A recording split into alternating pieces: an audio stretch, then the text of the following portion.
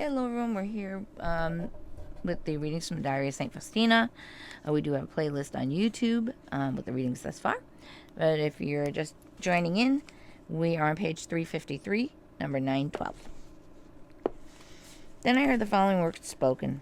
Thus I want you to be my spouse. Fear pierced my soul, but I calmly continued to reflect on what sort of an espousal this could be. However, each time fear would evade my soul, a power from on high would give it peace. After all, I had taken perpetual vows, and I have taken them of my own completely free will. And so I continued to reflect on what this could mean. I sensed and came to realize that this was some kind of special grace. Whenever I think about it, I feel faint for God, but in his swooning, my mind is clear and penetrated with light. When I am united to him, I faint from an abundance of happiness, but my mind is bright and clear and free from all shadows. You abase your majesty to dwell with a poor creature. Thank you, O Lord, for this great grace that makes it possible for me to commune with you. Jesus, your name is my delight. I have a presentiment of my beloved from afar, and my languishing soul rests in his embrace. I don't know how to live without him. I'd rather be with him in affliction and suffering than without him in the greatest heavenly delights. February 2nd, 1937. Today from early morning, divine absorption penetrates my soul. During Mass, I thought I would see little Jesus, as I often do. However, today, during Mass, I saw the crucified Jesus. Jesus was nailed to the cross and was in great agony. His suffering pierced my soul and body in a manner which was invisible, but nevertheless most painful. Oh, what an awesome mystery takes place during Mass. A great mystery is accomplished in the Holy Mass. With what great devotion should we listen to and take part in the death of Jesus? One day we will know what God is doing for us in each Mass, and what sort of gift he is preparing in it for us. Only his divine love could permit that such a gift be provided for us. O Jesus, my Jesus, what great pain my soul pierced when I see the fountain of life gush forth with such sweetness and power for each soul, while at the same time I see souls suffering away and drying up with their own fault. O Jesus, grant that the power of mercy embrace these souls. O Mary, today a terrible sword has pierced your holy soul.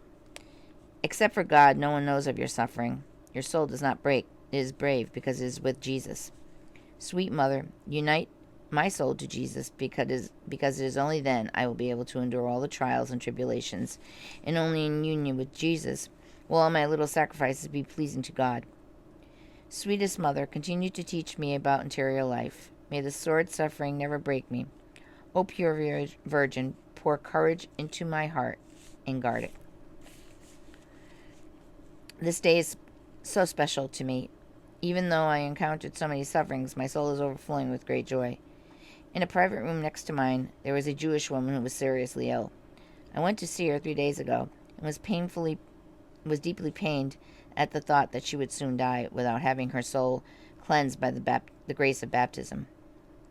I had an understanding with her nurse, a religious sister, that when her last moment would be approaching, she would baptize her.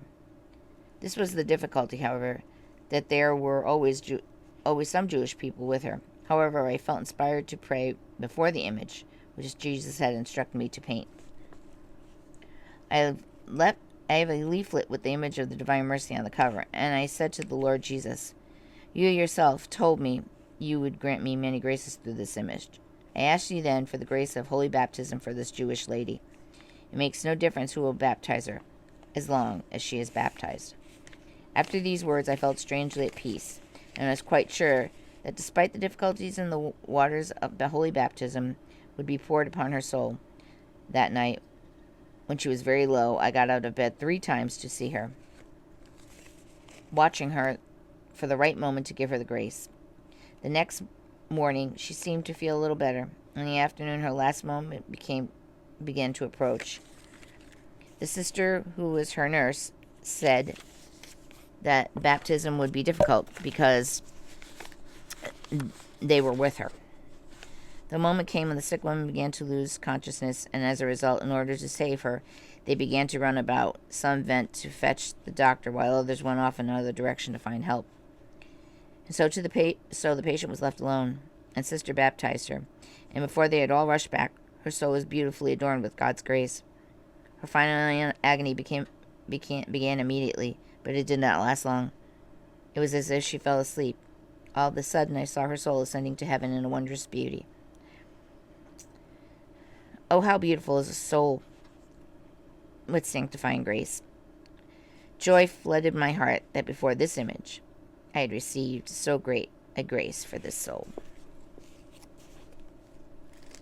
And we will leave it there.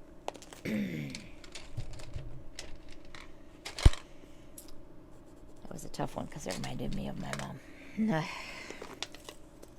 Sometimes those things happen. But that is our reading for today. I hope you're all having a beautiful day. Be well, be safe, be kind to each other. May God bless us all.